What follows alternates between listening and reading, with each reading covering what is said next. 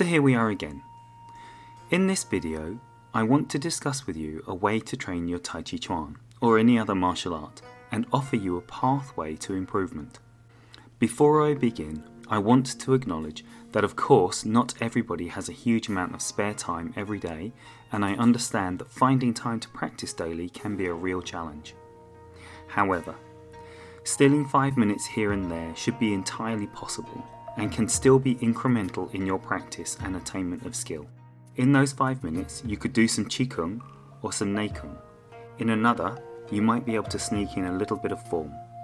Either way, regular practice is key to attaining knowledge and skill in Tai Chi Chuan.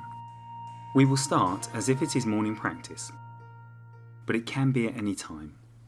So how should you practice? Well, firstly, don't eat just before training. Just like any sport, it's best done on an empty stomach. Once you are up and having had a morning drink, my preference is a pu'er tea, begin each day with Qigong clearing exercises, such as Pat-Wan Chin, also known as the Bad-Wan Jin, which in English is known as 8 Silk Brocade. There's also the 24 Marvelous Movements, if your school practices that, or whatever your school teaches for this purpose. These practices clear meridians and strengthen organs, whilst also helping to wake you up.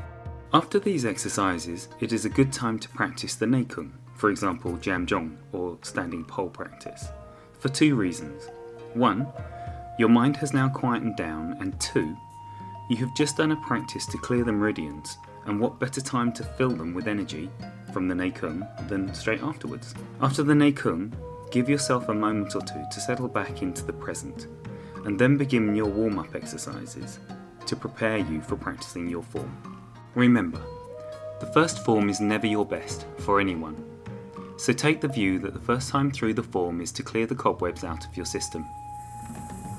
Now the second stage is where you start to focus on the details. Depending on your level, focus on the most important aspect of your form that you are currently working on.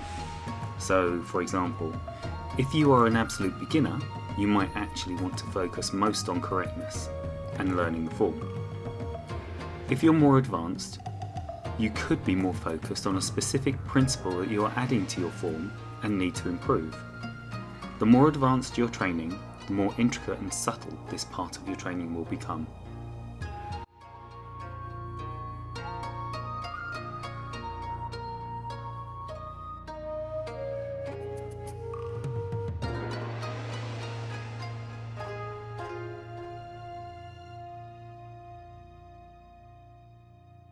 You should try to practice your form a number of times, depending on how much time you have available, of course.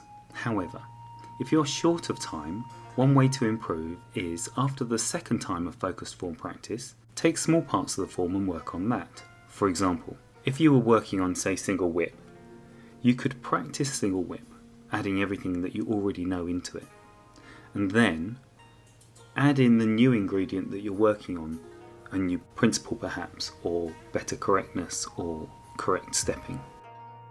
And then once you have completed that to a good level, add it into your form as a whole, or as much of the form as you already have if you're just starting out. It is important to practice your form with due diligence.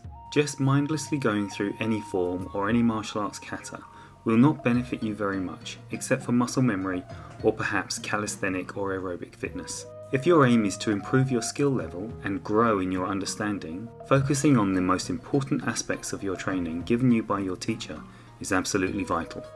Once you have covered the points you wanted to practice, finish off with one last run through of the form. Do this without pressure. Don't worry about any mistakes you make, just note them in your mind and continue to the best of your ability.